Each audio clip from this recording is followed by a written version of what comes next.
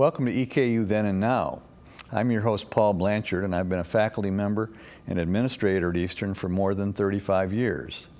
This monthly series will focus on prominent and distinguished EKU faculty, staff, and alumni who've had a meaningful involvement at Eastern during its history of more than 100 years.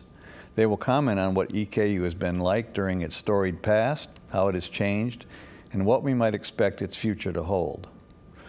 Joining me today are two good friends, and we'll be discussing EKU Then and Now. And they're two truly legendary EKU English professors, Dr. Hal Blythe and Dr. Charlie Sweet. Hal and Charlie both came to EKU in the early 1970s, like I did, and have had very distinguished careers. Both have been awarded EKU's highest faculty award, the Foundation Professorship, and even more noteworthy, both have received the highest honor presented to a Kentucky faculty member, the Acorn Award, given each year by the Kentucky Advocates for Higher Education. After serving Eastern as English professors for more than 30 years, Hal and Charlie now co-direct the EKU Teaching and Learning Center, which provides faculty development and academic support for the entire EKU faculty.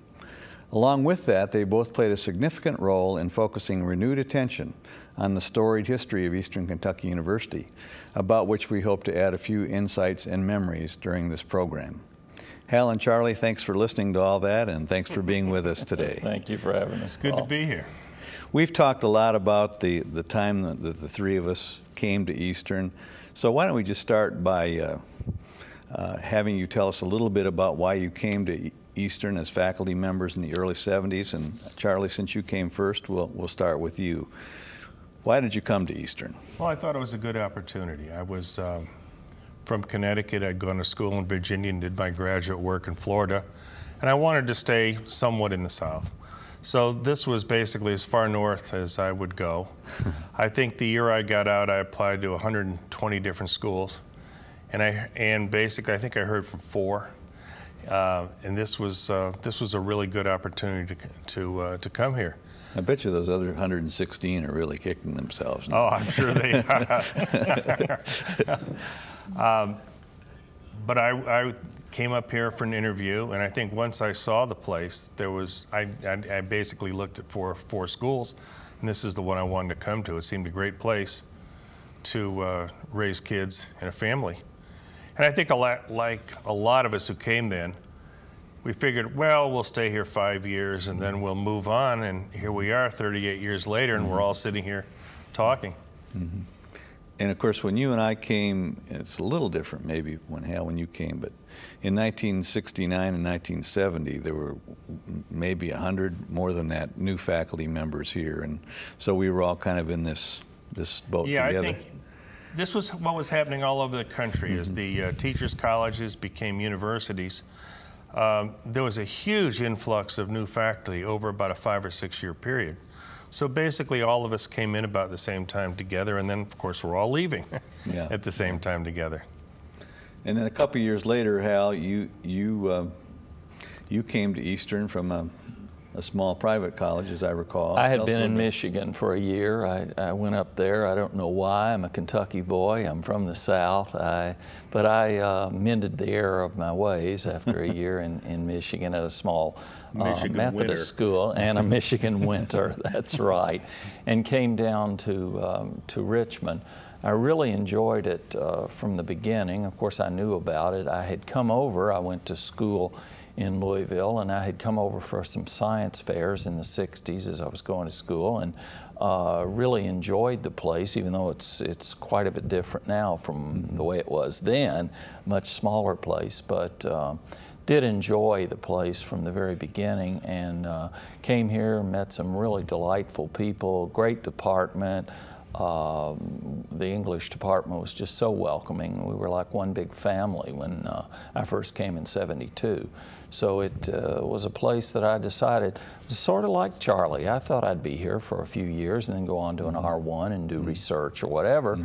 But Eastern has a way of claiming its own, and you come and you find such a wonderful place and such a conducive atmosphere for writing, for studying. The students are a delight, And sure enough, here I am retired after 35 years of active service. Probably when Charlie and I came in the early 70s, one of the great things about Eastern, and especially the English department, was we had a lot of good role models. My first year, first couple of years in fact, my office mate, and again it was the wisdom of Kelly to do this, he put me in with one of the greatest teachers Eastern's ever had, Bino Rhodes. And Bino was such a great influence on me in all ways. Just a total gentleman, brilliant man with his PhD from Vanderbilt, and we used to laugh sometimes at his stories about Rob Roy Purdy and all the old professors he had had. Walter Clyde Curry. Walter Clyde Curry. He always had two first names. I know. Sort of like Billy Bob. Boy, this was more elegant. But Bino was so great in forming me as a teacher. Some of the things for years and years, one of the most difficult things, pieces to teach in English Lit is the Faerie Queene, Spenser's Faerie Queene. And one day, just sitting in the office, Bino told me about the thing that was called the daisy structure of that particular piece. And he took a piece of paper and outlined it for me.